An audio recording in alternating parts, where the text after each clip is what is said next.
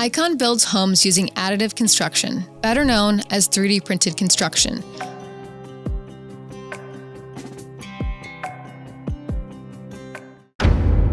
In 2018, at a festival in Austin, Texas, a giant machine slowly squeezed out a wall of wet concrete, layer by layer, while a crowd stood watching in the heat. When it finished, there was a small house standing where an hour before there had been nothing. It had a roof, a doorway, a porch, and the thing people could not stop repeating was the time. The whole structure had gone up in under 24 hours. Now, if you have ever watched a house get built, or waited months for one, you know that sounds impossible. A regular home in America can take 4 to 6 months to put up. So people assumed there had to be a catch, some gimmick, some tiny toy structure nobody could actually live in. And the people who eventually moved into these homes were not who anyone expected either.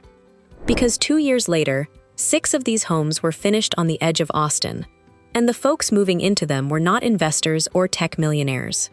They were men and women who had spent years sleeping in shelters, in cars, on the street. This is the story of how a small company and a nonprofit built real homes for people the world had mostly forgotten, and what happened when the first resident finally walked through his own front door. Let's go back to where this actually started. The company behind the machine is called Icon, a construction technology startup based in Austin. The nonprofit that dreamed up the idea is called New Story, out of San Francisco, and their whole reason for existing was simple. They wanted a world where no human being lives in survival mode. For years, New Story had been building homes the traditional way in poor communities in Haiti, Bolivia, Mexico, and El Salvador, and they were good at it. In just a few years, they had funded over 1,000 homes for families who had nothing. But they kept running into the same wall. Building by hand takes months. It takes a lot of resources. It takes a lot of skilled workers. And when you are trying to house the vast number of people around the planet who lack safe shelter, doing it one slow brick at a time starts to feel like emptying the ocean with a spoon. One of the founders, Brett Hagler, had gone to Haiti after the 2010 earthquake and seen babies being born into tarp tents that were supposed to last a couple of months but ended up being home for years. That image stuck with him. He did not want a slightly better version of the old way. He wanted something that broke the math entirely. So they asked a strange question. What if you could print a house the way a printer lays ink on paper, except instead of ink, you use concrete, and instead of a sheet of paper, you build the walls of a home? That question landed them at Icon, and together, they built the machine at the center of this whole story. They called it the Vulcan. The Vulcan is not a small desktop gadget. It is a robotic printer that stretches about 33 feet long, moving on a track at the building site. It holds a big nozzle that pushes out a special concrete mix, and it moves back and forth, stacking that concrete in smooth layers to form the walls. Layer on top of layer, the walls rise, sometimes as high as 8.5 feet. A digital blueprint tells the machine exactly where to go, so the shape of the house is drawn in software before a single drop of concrete is laid. And the concrete itself is not ordinary concrete. Icon developed its own material, a special mix designed to be squeezed through that nozzle and then hold its shape the moment it lands, so the wall below does not sag under the weight of the wall going on top of it. Get that mix wrong and the whole thing slumps into a pile. Get it right, and you get those clean, rounded, ribbed walls that have become the signature look of a printed home. It is engineered to stand up to wind and water and time, the kind of punishment a home in Texas takes for granted. The machine handles the walls in one continuous pass, and because there is no framing to cut, no lumber to haul, no crew of 20 standing around waiting on each other, the structure comes together in a way that traditional buildings simply cannot match. And here is the part that changes everything. A normal house needs 20 to 25 different skilled tradespeople. Framers, masons, all of them, and all of them are hard to find and slow to schedule. Icon and New Story reported needing only 2 to 4 workers per home. The machine does the heavy, repetitive part. The people handle the finishing, the plumbing, the electrical, the windows and doors. Less labor, less waste, and far less time. That is how a job that normally drags on for months collapses down into days. It is mostly the machine doing the structure, not an army of workers spending half a year on site. Now, I want to be honest with you because this channel does not do hype.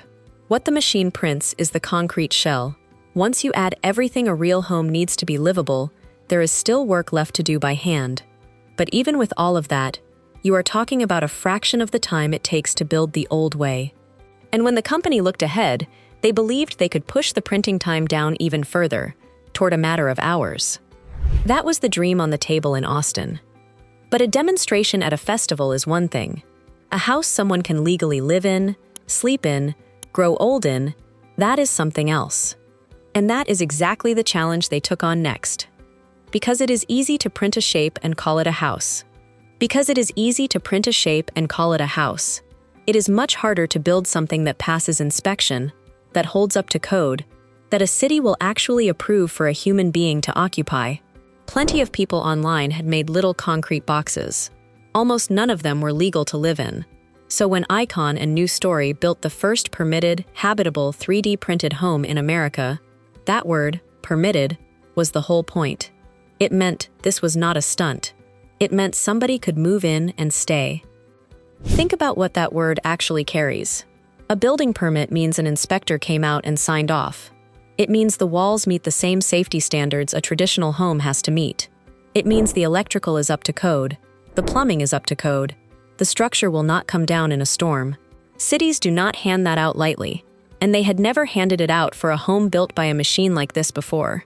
So getting one meant convincing officials who had every reason to be skeptical that a printed house was not just possible, but safe, sound, and worthy of a family. That is the difference between a clever demonstration and a real home. And it is the wall almost every other 3D printing project had run straight into and failed to clear. And the place they chose to prove it says everything about what they were really trying to do. On the northeast side of Austin, there is a 51-acre community called Community First Village. It was created by a nonprofit called Mobile Loaves and Fishes, and its entire purpose is to provide permanent, affordable, supportive housing for people who have lived through chronic homelessness. Not a shelter you get kicked out of at sunrise. A real neighborhood with real neighbors, where people who once had nothing can put down roots and stay for good. The village already had tiny homes and RVs scattered across the property. But in partnership with Icon, they added something new. A small cluster of 3D printed homes, each one around 400 square feet, each one with a single bedroom, a bathroom, a full kitchen, a living room, and a porch. The homes were designed by a local firm, and the finishing touches were done by hand, so from the outside, they do not look like some cold science experiment. They look like little houses, high ceilings, big windows, skylights that pull the daylight in and make the space feel far bigger than the numbers suggest. At the site, the printer worked on several houses at once, each with a slightly different design, following its digital blueprint.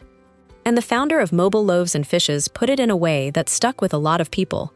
He said that vulnerable folks, people who have been homeless, are almost never the first to get access to leading-edge anything. But here, in Austin, they were among the very first in the whole country to live in some of the most unique homes ever built. And he called that a beautiful thing. If you are watching this and life has felt like a struggle lately, I want you to sit with that for a second. The people who built this did not aim the technology at the wealthy first. They aimed it at the people who needed it most. And that choice is rare enough that it is worth noticing. Now let me tell you about the man who turned all of this from an idea into something you can feel in your chest. His name is Tim Shea. When the first homes were being built, he was 70 years old. For a good part of his life, Tim had been chronically homeless. By the time this story reaches him, he had been living in an RV in that same community outside Austin, one of the folks the village had already taken in, and from his RV, day after day, he could see the printer working. He watched those concrete walls rise a little higher every time he looked. He said sometimes he would just stand at the end of the property for an hour and watch them build. Just watch. Imagine that for a moment. A man who had spent years with no address, no walls that were truly his, standing in the Texas sun, watching a machine slowly draw the outline of a home that was going to be his. And then, in early May, he moved in.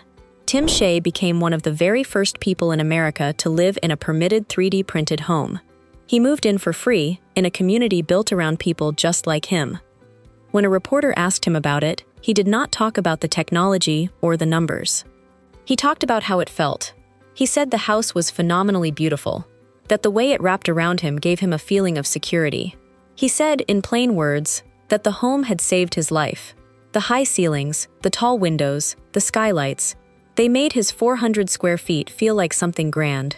After a lifetime of being told, in 100 quiet ways, that he did not matter, a machine and a group of strangers had built him a place that made him feel like he did. That is the thing the numbers can never fully capture. 24 hours, 400 square feet, a machine and a track and a nozzle. Those are just facts. What actually happened is that a 70-year-old man got to feel safe again. And here is a detail that says a lot about whether this really works. Those first homes have now had years to prove themselves. Tim stayed. He did not just move in for a photo and leave. Residents kept living in them season after season, through Texas summers that bake and the rare hard freezes that have knocked out power across the state. The concrete walls that a machine printed in a day are still standing, still lived in, still home. That is the test a festival demo never has to pass, and so far, these homes have passed it. Which brings us to the big question, could this work everywhere? News Story and Icon clearly believed they could. After proving the idea in Austin, they took the technology to Latin America and began printing homes for families who had spent their whole lives without safe shelter. Families who, in many cases, had never had indoor plumbing in their lives. The goal was to build whole communities of these homes, printed locally, one after another, in places where a traditionally built house could take weeks and tie up workers who were already stretched thin. And the reason this matters so much comes down to a shortage that affects almost everyone watching, whether you realize it or not. There simply are not enough homes.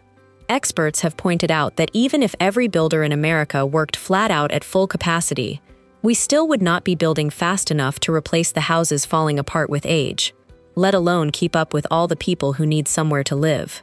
When supply falls that far behind demand, the people at the bottom get pushed out first. That is the machine that turns ordinary folks into homeless folks, slowly, quietly, and it has been grinding for a long time.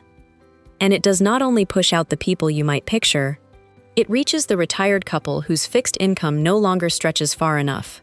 It reaches the widow who cannot keep up with a house she raised her family in. It reaches grown children who watch their aging parents run out of options and cannot do a thing about it. When there are not enough homes to go around, the pressure does not stay at the bottom. It creeps up, year after year, until it is touching people who spent their whole lives believing they had done everything right. That is why a machine that can build a decent home in a fraction of the usual time is not just a story about the homeless. It is a story about all of us. So a technology that can put up the shell of a decent home in about a day, with a handful of workers instead of dozens, is not just a neat trick. It is a possible crack in that wall. If you can build this fast without making the home worse, you change the math that has trapped so many people. And these homes were not meant to be temporary. The people behind them were clear about that. They said they were not building throwaway shelters. They were building communities meant to last for generations. But I promised you honesty, so let me give you the other side too, because it matters. A printer does not solve homelessness by itself. It never could. The Vulcan builds walls, but it does not secure the land, and land in the places people most need housing is hard to come by. It does not lay the plumbing or wire the electrical or connect the water. It does not provide the counseling, the medical care, the steady support that so many people coming out of homelessness truly need to stay housed. Community first.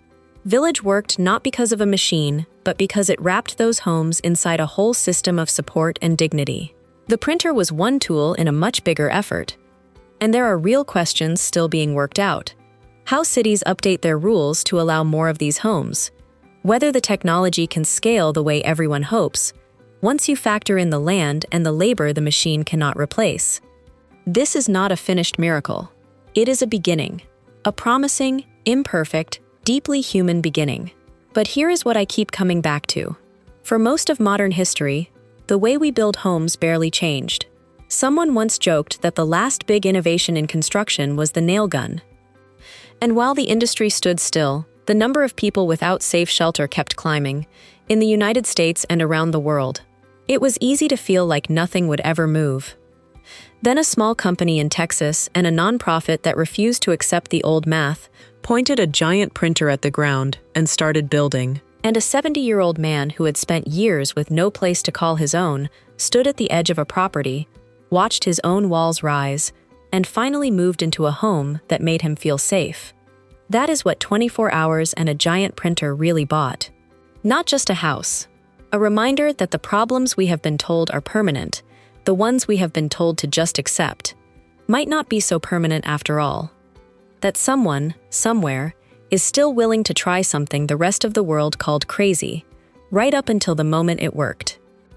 If this story gave you a little hope about where housing is actually headed, I put together a free guide called The Future of Home Building.